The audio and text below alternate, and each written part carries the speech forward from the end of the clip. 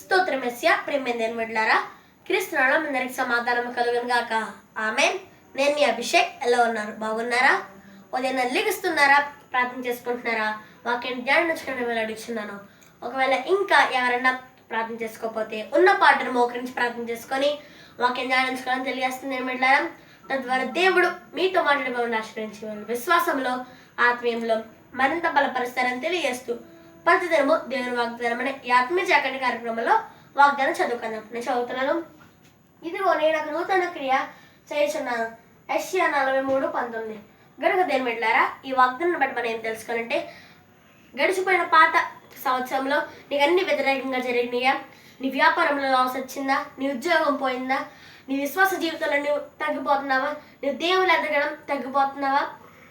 మరి నీకు పాత సంవత్సరంలో ఏ నూతన క్రియ, ఏ అద్భుత కార్యం జరగలేదా? మరి దేవుడు మనందరికీ ఇస్తున్న వాగ్దానం ఏంటంటే, ఇదిగో నేను ఒక నూతన క్రియ చేయుచున్నాను.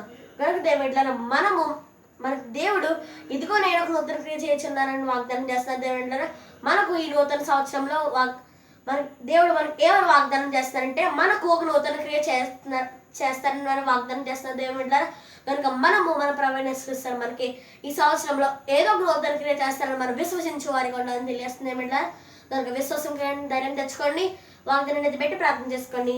దేవుడి మాటలు దీవించండి గాక. ఆమె ప్రార్థన చేసుకుందాం. స్తోత్రమస్య ప్రతిదినం దేవుని వాగ్దానం అనే ఈ ఆత్మీయ చక్కటి కార్యక్రమానికి ఇచ్చారు. మీకు వందనాలు. మీరు మనకు ఇస్తున్న వాగ్దానం, ఇదిగో నేను ఒక నూతన క్రియ చేస్తున్నాను.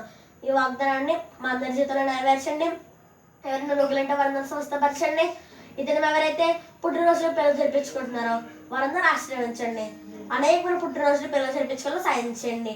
ఎంతోమంది సేవకులు సంఘాలు ఉన్న వారందరికీ కాచి కాబట్టి అభివృద్ధిపరచండి. మరి మణిపూర్ గురించి ప్రార్థిస్తున్న వారందరూ సమాధానపరచండి. ఇస్రాయేల్ దేశం కోసం ప్రార్థిస్తున్న వారందరూ కూడా సమాధానపరచండి. యేసునామములో ఇస్తున్నాం తండ్రి. ఆమేన్.